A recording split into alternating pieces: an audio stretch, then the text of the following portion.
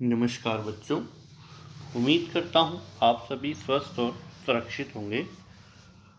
आज हम हमारी पाठ्य पुस्तक आरोह भाग 2 काव्यखंड के अंतर्गत पाठ 3 काव्य नारायण की कविता के बहाने पर चर्चा करेंगे। वैसे तो इस पाठ के अंतर्गत 2 कविताएं दे रखी है, लेकिन इस बार हमारे पाठ्यक्रम में केवल एक कविता पर हमें चर्चा करनी है।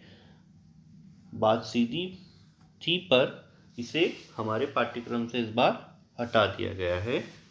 तो आज हम हमारी कविता के बहाने पर चर्चा करेंगे, लेकिन इससे पहले हम कवि कुंवर नारायण के बारे में चर्चा करते हैं कि जैसा कि कुंवर नारायण जी के बारे में अगर हम बात करें तो ये आधुनिक हिंदी साहित्य में नई कविता के प्रमुख कवि माने जाते हैं। इनका अज्ञे के तार सप्तक में महत्वपूर्ण स्थान है। इनके जन्म के बारे में अगर हम बात करें तो ये उत्तर प्रदेश के फैजाबाद जिले में 19 सितंबर 1927 ईस्वी को हुआ था। इनकी प्रारंभिक शिक्षा स्थानीय स्कूल में हुई, जहाँ ये रहते थे वहीं इन्होंने पढ़ाई करी। इन्होंने लखनऊ विश्वविद्यालय से उच्च शिक्षा ग्रहण की। कुछ दिनों तक युग चेतना नामक प्रसिद्ध साहित्यिक मासिक पत्रिका का संपादन किया। ये एक भ्रमणशील व्यक्ति थे, अतः इन्होंने चेकोस्लोवाकिया यानी पोलैंड, रूस और चीन आदि देशों का भ्रमण भी किया। अब हम इनकी रचनाओं के बारे में अगर बात करें तो इन्होंने कौन कौन सी रचनाएं लिखी, तो श्री कुंवर नारायण जी अज्ञे के द्वारा संपादित तीसरे सप्तक के प्रमुख कवि माने जाते हैं। यह बहुमुखी प्रतिभा से ओतप्रोत साहित्यकार है। इन्होंने साहित्य की अनेक विधाओं पर सफल लेखनी चलाई, लेकिन एक कवि रूप में अधिक प्रसिद्ध हुए। इनकी प्रमुख रचनाएं हैं काव्य संग्रह की अगर हम बात करें तो जिसके अंतर्गत चक्रव्यूह जो 1956 में लिखा गया था, परिवेश हम तुम, आमने सामने, कोई दूसरा नहीं, इन दिनों आदि। प्रबंध काव्य की अगर हम बात करें तो इसमें इन्होंने लिखा आत्मजयी। कहानी की अगर हम बात करें तो आकारों के आसपास, और समीक्षा की अगर हम बात करें तो आज और आज से पहले, और साक्षात्कार की अगर हम बात करें तो मेरे साक्षात्कार। कवि की साहित्यिक विशेषताओं की अगर हम बात करें तो कुंवर नारायण का काव्य संबंधी दृष्टिकोण अत्यंत उच्च एवं श्रेष्ठ है। तीसरे सप्तक में कुंवर नारायण जी ने जो वक्तव्य दिया, उसके आधार पर उनकी भव्य दृष्टि को बखूबी समझा जा सकता है। उनकी काव्य चेतना अत्यंत श्रेष्ठ, उनके साहित्य की प्रमुख विशेषताएं निम्नलिखित है। तो पहले अगर हम बात करें तो वैज्ञानिक दृष्टिकोण था। विचार पक्ष की इनके अंतर्गत प्रधानता थी। प्रतीकात्मक शैली का प्रयोग किया। नगरीय संवेदनाओं का चित्रण किया। सामाजिक चित्रण, मानवतावाद, भाषा शैली और अलंकार का इन्होंने प्रयोग किया। तो चलिए हम बात करते हैं हमारी कविता के बहाने। लेकिन इससे पहले हम इसके सार के बारे में बात करते हैं कि कविता का सार क्या है। तो श्री कुंवर नारायण की इस कविता का संबंध कविता की रचनात्मकता और उसमें छिपी हुई अपार ऊर्जा को प्रतिपादित करने में सक्षम है। कविता के लिए शब्दों का संबंध सारे जड़ चेतन से है। यह अतीत, वर्तमान और भविष्य से जुड़ी हुई है। इसकी व्यापकता अपार है। उसकी कोई सीमा नहीं है। यह किसी प्रकार के बंधन में बंधती नहीं है। इसके लिए न तो भाषा का कोई बंधन है और न ही समय का।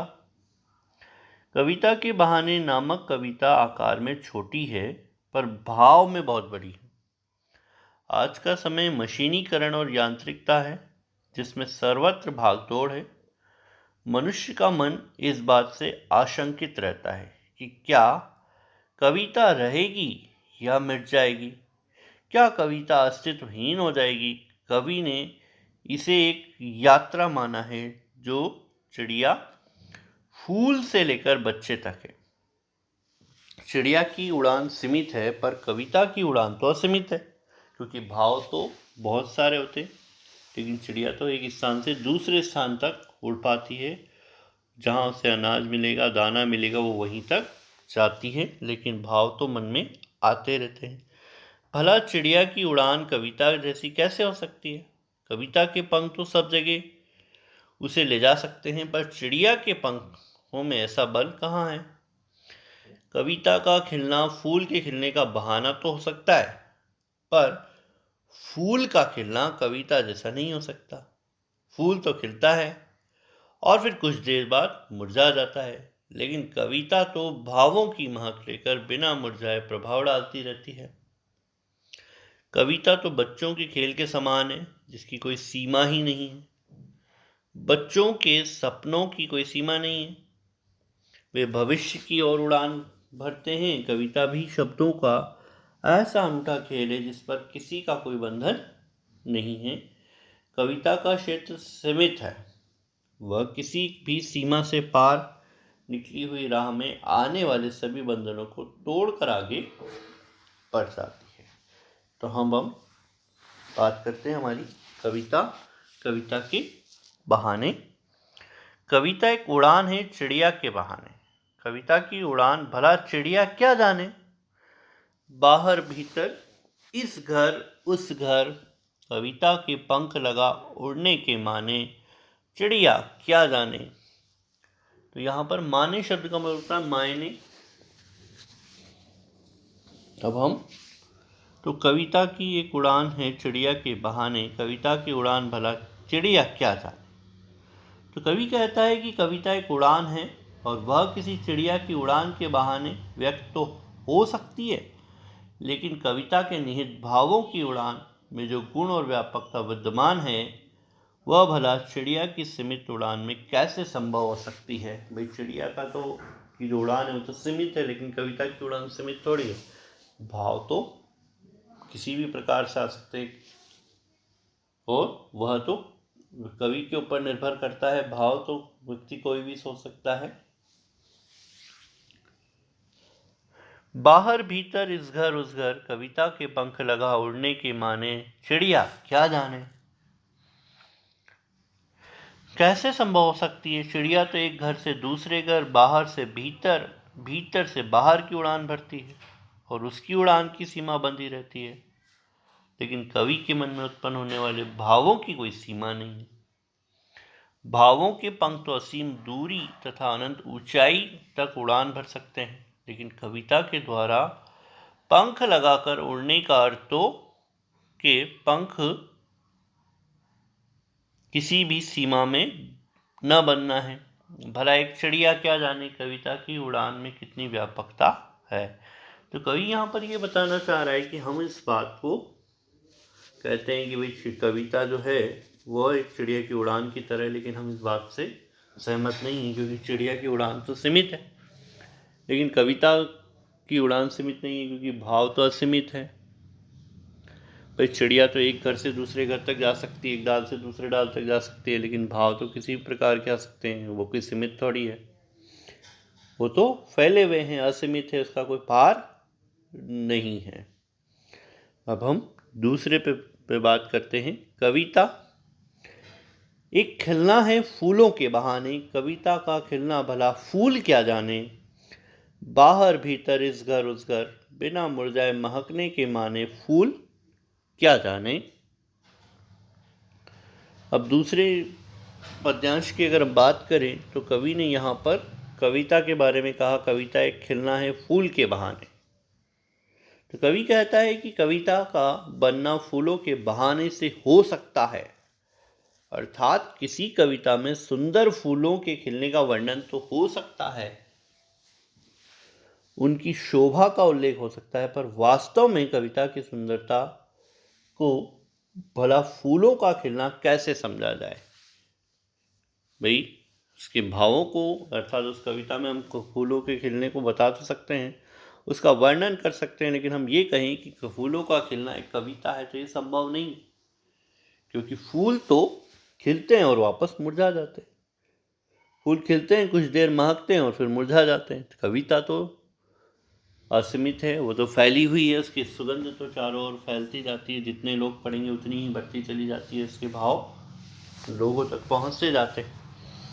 वे सूख कर मिट जाते हैं, फूल जो है वो तो सूख कर मिट जाते हैं, पर कविता के मधुर भाव तो कभी नहीं मुरझाते, वो तो फैलते ही रहते हैं, उसकी सुगंध तो फैलती ही रहती है। वे मधुर भाव तो बाहर भीतर, इस घर में उस घर में, सब जगह व्याप्त रहते हैं। जबकि फूल की खुशबू तो इस घर से उस घर तक ही जाएगी, चारों तरफ नहीं फैल सकती है, सब दूर नहीं जा पाती है। लेकिन कविता के भाव तो इस घर से उस घर, चारों तरफ सब जगह व्याप्त है, सबके हृदय में जीने की चाह उत्पन्न करते हैं। फूलों की महक और सुंदरता की तुलना किसी भी प्रकार से कविता से नहीं की जा सकती। अगर हम कहें कि फूलों की खुशबू एक कविता के समान है तो वो संभव नहीं है, क्योंकि फूलों की खुशबू तो कुछ देर के लिए होती है, फूलों का खिलना कुछ देर के लिए होता है, फिर वापस वह मुरझा जाते हैं। लेकिन कविता के भाव तो फूलों की खुशबू की तरह नहीं है, वो उनकी खुशबू तो व्याप्त है और सब दूर फैली हुई है, उसके भावों सब तक पहुंच जाते हैं, वो सीमित नहीं। अंतिम पद के बारे में बात करते हैं। कविता एक खेल है, बच्चों के बहाने, बाहर भीतर, यह घर वह घर, सब घर एक कर देने के माने, बच्चा ही जाने। तो अब कवि कहता है कि कविता को किसी बहाने की आवश्यकता नहीं होती, वह तो बच्चों के खेल की तरह ही है, जो कभी भी कहीं भी और किसी भी स्थान पर प्रकट हो सकती है। तो कविता होती क्या है? कविता होती क्या है? व्यक्ति के मन में आए हुए भाव, विचार, और उसी को कवि एक कविता के माध्यम से प्रकट करता है। तो वो तो किसी भी स्थान पर आ सकते हैं, उसके लिए कोई सीमित जगह का होना आवश्यक नहीं है। जिस तरह से व्यक्ति खेलने के लिए तो कोई भी स्थान को चुन सकता है, ठीक उसी तरह कविता के भाव भी जो है वो कहीं पर भी किसी भी स्थान पर आ सकते हैं।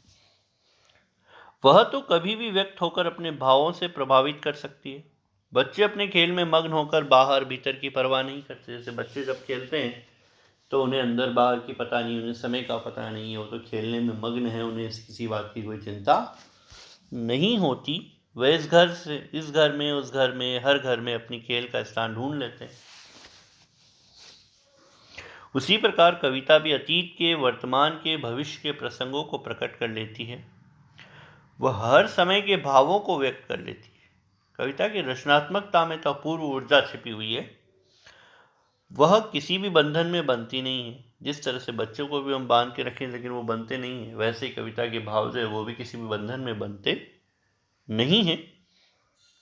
वह बच्चों की खेल की तरह बेपरवाह है, वह बच्चों की खेल की तरह किसी एक स्थान से बंधी हुई नहीं।